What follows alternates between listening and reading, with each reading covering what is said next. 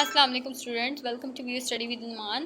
We study with Iman में हम लोग आज लेक्चर नंबर 2 का आगाज़ करेंगे ह्यूमन रिसोर्स मैनेजमेंट के एसेंशियल्स ऑफ मैनेजमेंट। मैनेजमेंट क्यों ज़रूरी है? What is management? की मैनेजमेंट है क्या? मैनेजमेंट एक ऐसा प्रोसेस है जिसमें जो रिसोर्स है ना उनको इस्तेमाल करके ऑर्गेनाइजेशनल गोल्स को जो है वो एफिशिएंटली और इफ़ेक्टिवली जो है वो अचीव किया जाता है। ठीक है, तो to be effective to achieve organizational goals. ठीक है, ऑर्गेनाइजेशन गोल्स को इफेक्टिवली अचीव करना और एफिशिएंटली किस तरह से अचीव किया जाता है कि जो भी रिसोर्सेज होते हैं ना उनको कम से कम यानी कि वेस्ट किए बगैर जो है ना उन रिसोर्सेज को एफिशिएंटली वर्क करना। जैसे मनी का भी कम से कम इस्तेमाल करके, टाइम का भी, मटेरियल का भी, लोगों का भी एफिशिएंटली वर्क करना। कुछ मैनेजर जो है वो इन दोनों ही क्राइटेरिया में फ़ेल हो जाते हैं और वो क्या होता है, उनको एक एक्सपेंस बर्दाश्त करना पड़ जाता है। जो बेस्ट मैनेजर होता है ना वो हमेशा क्लियरली फोकस करता है इन दोनों चीज़ों पर, यानी इफेक्टिवनेस भी देख रहा होता है और एफिशिएंसी भी देख रहा होता है। Then other functions of management जो हमने पढ़े थे प्लानिंग ऑर्गेनाइजिंग वाले, तो यहाँ पे हम उनको डिटेल में डिस्कस करेंगे कि प्लानिंग क्या होती है। Planning is specifying the goals to be achieved and deciding in advance the appropriate actions taken to achieve those goals. Planning जो होती है ना, एक चीज़ याद रखना कि जब हम प्लान कर रहे थे उनके उन चीज़ों के बारे में सोचते हैं कि भाई हमने ये किस तरह से करना है, अपने गोल्स को किस तरह से अचीव करना है, ये प्लान कर रहे होते हैं कि किस तरह से हम ऐसा काम करें कि हमारा जो गोल है ना वो क्या इफ़ेक्टिवली और एफिशिएंटली जो है वो अचीव कर सकें हम। तो जैसे कि कुछ एक्टिविटीज़ प्लान करना, तो ये जो चीज़ है ना, the outcome of the planning process is the organization strategy. अब जो प्लानिंग प्रोसेस है ना ये भी एक ऑर्गेनाइजेशन स्ट्रेटजी में आता है। ज़ाहिर बात है, स्ट्रेटजीज़ बना रहे होते हैं ना, प्लान कर रहे होते हैं।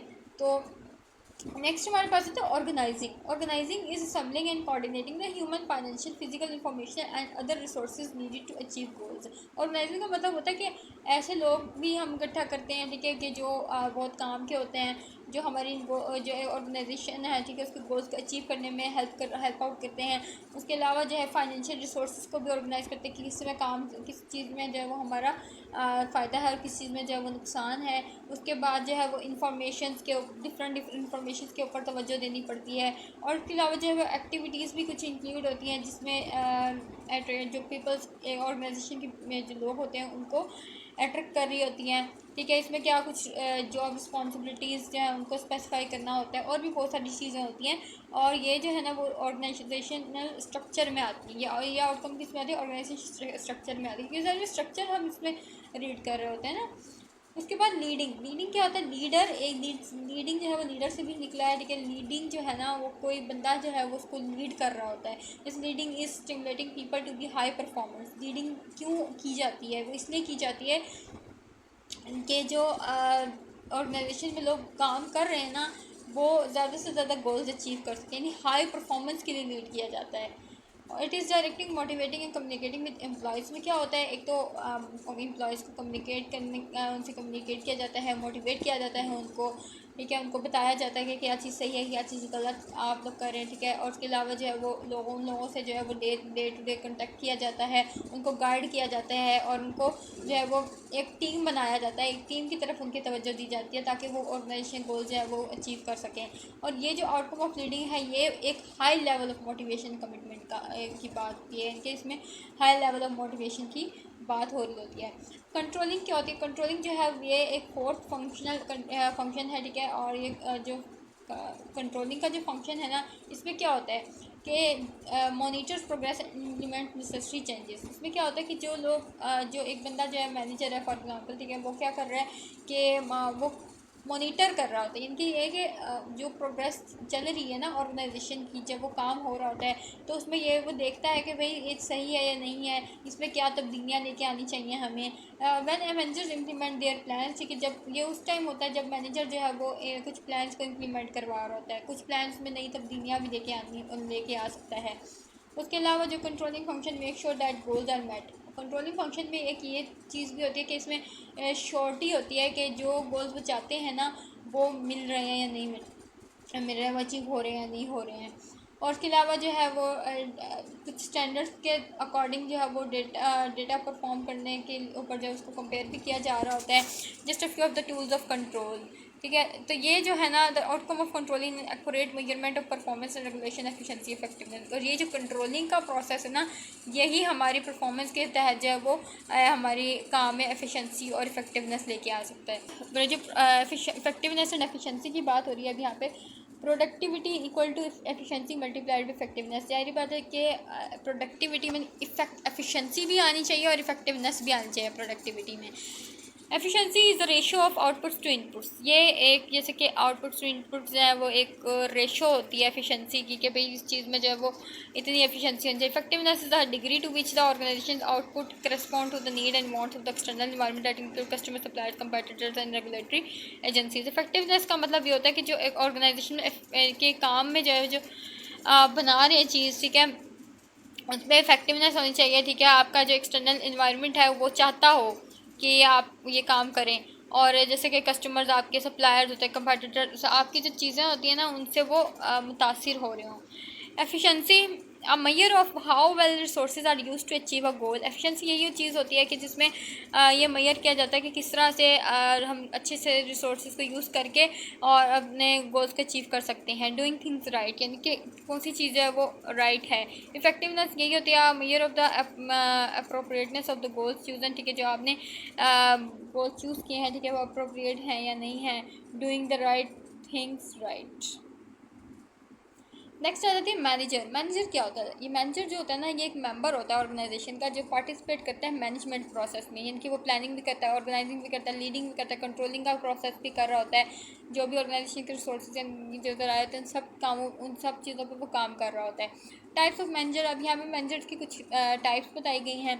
एक तो स्ट्रेटेजिक मैनेजर होता है। स्ट्रेटेजिक मैनेजर जो है वो ये एक सीनियर एग्जीक्यूटिव मैनेजर होता है ऑर्गेनाइजेशन का, जिसकी पूरी मैनेजमेंट की रिस्पॉन्सिबिलिटी होती है, यानी पूरी जो है ना वो ऑर्गेनाइजेशन को जो है वो मैनेज कर रहा होता है, और फिर जो क्या कर रहा होता है, कंपनी के गोल्स को और प्लान्स को जो है वो डेवलप करता है। टेक्निकल मैनेजर क्या होता है? टेक्निकल मैनेजर जो है वो रिस्पॉन्सिबल होता है for translating the general goals and plans. ठीक है, उन जनरल गोल्स और प्लान्स को ट्रांसलेट करता है, यानी कि जो स्ट्रेटेजिक मैनेजर होता है वो टेक्निकल मैनेजर को बात बताता है, ठीक है, इस तरह के गोल्स हैं क्या, और फिर आगे जो टेक्निकल मैनेजर है वो आगे जो है वो लोगों को बात बताते हैं। तो यहीं पे ये बात बताई हुई, डेफिनेशंस भी दी हैं इसकी कि दीज डिसीजंस और tactics involve both a shorter time horizon and coordination of resources. Technical managers are often called middle manager, यानी कि मिडल मैनेजर होता है। टेक्निकल मैनेजर जो होता है ना वो मिडल मैनेजर होता है। उसके बाद वो क्या करता है, अपने वर्कर्स को बता रहा होता है, यानी वर्किंग जो लीडर अपने उससे जो लो लेवल का मैनेजर होता है ना, उसको वो प्लान्स और गोल्स के बारे में बता रहा होता है। They do not just make decision keep order. वो क्या करता है, वो सिर्फ और सिर्फ डिसीजन नहीं करते हैं बल्कि ऑर्डर भी देते हैं। ठीक है, wait for others to produce, इंतज़ार करते हैं कि दूसरे जो है वो कब इस चीज़ को तैयार करेंगे, और फिर रिज़ल्ट को फिर वो इवेल्यूएट भी करता है। ऑपरेशनल मैनेजर्स, अब ऑपरेशनल मैनेजर्स क्या होते हैं? ये लोअर लेवल मैनेजर्स होते हैं जो कि सुपरवाइज करते हैं ऑर्गेनाइजेशन के तमाम ऑपरेशंस को, यानी कि जो ऑर्गेनाइजेशन में काम हो रहे होते हैं ना उन सबको जो है ना वो सुपरवाइज कर रहे होते हैं। ये जो मैनेजर्स होते हैं ना, इनको सुपरवाइज़र का टाइटल दिया जाता है, और उसको सेल्स मैनेजर भी कहते हैं, क्योंकि ये सेल्स भी कर रहा होता है। और ये डायरेक्टली जो है वो नॉन मैनेजमेंट एम्प्लॉयज़ भी इनको कहा जाता है। ठीक है, और यानी नॉन मैनेजमेंट एम्प्लॉयज़ के साथ इन्वॉल्व होते हैं directly implementing the specific plans. उसके बाद मैनेजर्स आर यूनिवर्सल। अब कौन से मैनेजर्स हैं यूनिवर्सल होते हैं? Large and small businesses, hospital, schools and governments benefit from efficient effective management. अब जैसे कि हम देख लेते हैं, लार्ज या स्मॉल बिजनेसेस होते हैं, जैसे हॉस्पिटल्स हो गए, स्कूल हो गए, गवर्नमेंट्स होते हैं। ठीक है, वो गवर्नमेंट्स होती हैं, ठीक है, वो उनसे उनकी तरफ से जो है वो एफिशिएंटली और इफेक्टिवली जो है वो मैनेजमेंट का बेनिफिट आ रहा होता है। अब जो द लीडर्स ऑफ दीज ये जो ऑर्गेनाइजेशन होती हैं, इनके जो लीडर्स होते हैं इनको एग्जीक्यूटिव्स, एडमिनिस्ट्रेटर्स और प्रिंसिपल्स कहा जाता है, यानी कि ये सारी जो है ना वो ये सब लोग जो है वो मैनेजमेंट में इनका पूरा हिस्सा होता है। When a professional football team start losing the owner fires the coach not the team. अब एक प्रोफेशनल फुटबॉल, ठीक है, एक बंदा मतलब एक टीम है, ठीक है, वो प्रोफेशनली फुटबॉल खेल रही है, तो ज़ाहिर बात है एक जो ओनर है ना उसका, वो किसको, कोच को पकड़ेगा या ना कि टीम को पकड़ेगा? वो कोच को पकड़ेगा, क्योंकि वही जो है ना वो उसको प्रैक्टिस करवा रहा होगा उस टीम को। The managerial skills, managerial skills क्या होती है? Managers need 3 basic sets of skills. यहाँ पे मैनेजर की जो है वो 3 बेसिक बुनियादी स्किल्स होती हैं।